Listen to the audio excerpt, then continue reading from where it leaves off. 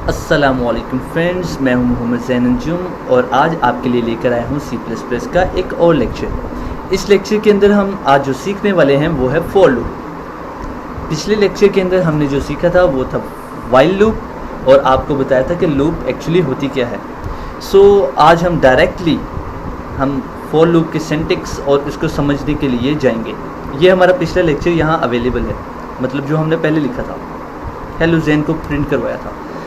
आज के लेक्चर के अंदर मैं आपको क्या बताऊंगा, फॉर लूप का सिंटैक्स क्या है, फॉर लूप किस तरह एग्जीक्यूट करती है और उसकी स्टॉपिंग जो कंडीशन थी वो कहाँ लगानी है। सपोज इस लेक्चर के अंदर हम दोबारा प्रिंट करवाना चाहते हैं हेलो ज़ैन, ठीक है, और हम इसको चलाना चाहते हैं 20 टाइम्स। अब हमें जो फर्स्ट ऑफ ऑल करना है वो है फॉर लूप का सिंटैक्स। लिखेंगे फॉर ब्रैकेट्स, राउंड ब्रैकेट्स और यहाँ कर्ली ब्रैकेट्स, ठीक है। इसके अंदर जो हमें लिखना है वो है नंबर 1 आपको लिखना है, मतलब अगर आप किसी वेरिएबल को डिक्लेयर करना चाहते हैं, इनिशियलाइज करना चाहते हैं तो वो इसके अंदर ही कर सकते हैं। नंबर 2 आपको वो कंडीशन लगानी है जिसको मतलब आप चाहते हैं कि इसको एक्सीड ना करे, मतलब अगर आप चाहते हैं कि 10 दफ़ा प्रिंट हो तो वो 10 दफ़ा ही प्रिंट हो। जो आपने कंडीशन लगानी है वो आपको इसके अंदर लिखनी है राउंड ब्रैकेट्स में, और जो स्टॉपिंग कंडीशन है वो भी आपको राउंड ब्रैकेट्स में ही लिखनी है। मतलब वाइल और फॉर काम सेम ही करती हैं, लेकिन इसके अंदर फ़र्क सिर्फ इतना है, सिंपल सा फ़र्क है, लेकिन ज़्यादा फ़र्क नहीं है। लेकिन फ़र्क है क्या कि आपको जो तीनों कंडीशंस हैं, तीनों चीज़ें हैं, वो इसके अंदर ही लिखनी है राउंड ब्रैकेट्स के अंदर। सपोज ये ज़ैन अली जो सा मैंने वेरिएबल्स बनाए हैं, ये वाले वेरिएबल्स नहीं है, यहाँ पर इंट अली यहाँ लिख देते हैं और ज़ैन को अंदर करके दिखाता हूँ। Suppose int Zain is equal to 20।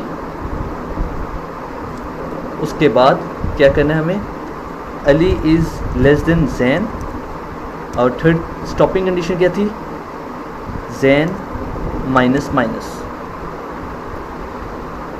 Number 1 इसके अंदर हमने क्या किया है, हमने किया यह है कि सबसे पहले एक वेरिएबल बनाया, इनिशियलाइज करवाया, उस वेरिएबल का नाम था ज़ैन और उसकी वैल्यू रख दी हमने 20।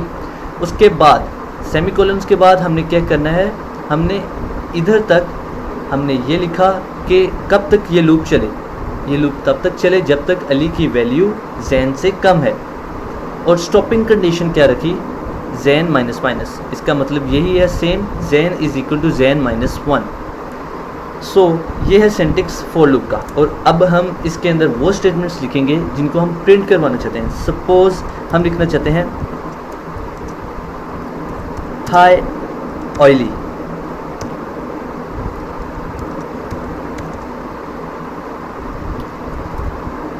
हाय ऑयली, ठीक है, हम इसको प्रिंट करवाना चाहते हैं, लेकिन ये स्टेटमेंट मैं सिर्फ एक दफ़ा लिखना चाहता हूँ। मैं नहीं चाहता कि इस स्टेटमेंट को मैं 20 दफ़ा लिखूँ या 1000 दफ़ा लिखूँ, मैं इसको एक दफ़ा लिखना चाहता हूँ, लेकिन चाहता हूँ कि ये स्टेटमेंट 20 दफ़ा एग्जीक्यूट हो। हमने इसे फॉर लूप में लिखा, जब हम इसको एग्जीक्यूट करेंगे तो लिखा आएगा हाय ऑयली, और ये लिखा आएगा 20 दफ़ा।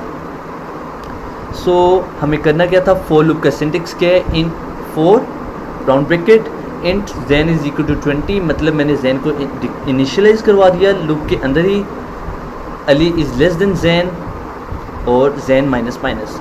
इससे क्या हुआ, पता चल गया कि उसको 20 दफ़ा चलना है, यहाँ 20 वैल्यू थी और इसकी 0 है। जब -1 होता रहेगा तो ये 20 दफ़ा ही चलेगा, और ज़ैन माइनस माइनस से उसकी स्टॉपिंग कंडीशन लग गई और सी आउट हमने करवा दिया हाय ऑयली।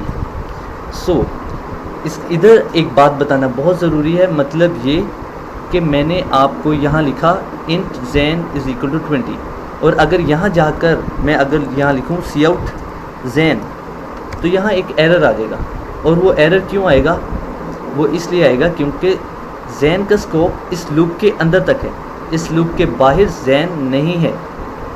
क्योंकि मैंने int Zain is equal to 20 loop के अंदर किया था, अगर मैं अंदर जाके सी आउट ज़ैन लिखता हूँ तो ये एरर नहीं आएगा। वो इसलिए क्योंकि इसका स्कोप इस लूप के अंदर अवेलेबल है, लेकिन इस लूप के बाहर नहीं। सिमिलरली अगर मैं यहाँ लिखता हूँ सी आउट अली तो एरर नहीं आएगा, क्योंकि मैंने अली को लूप के बाहर लिखा है और इसका स्कोप ग्लोबल है। फॉर एग्जांपल अगर मैं यहाँ लिख देता हूँ int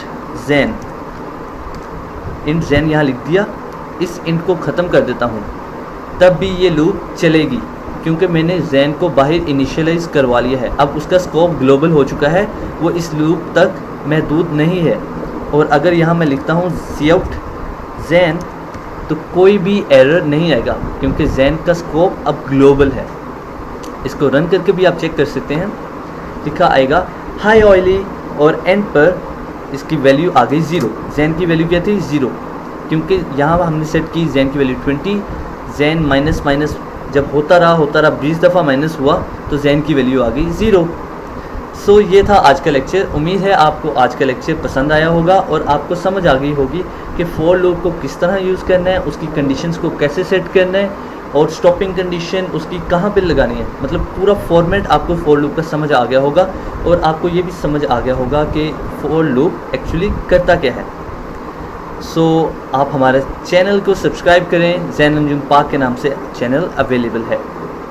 thanks for watching friends.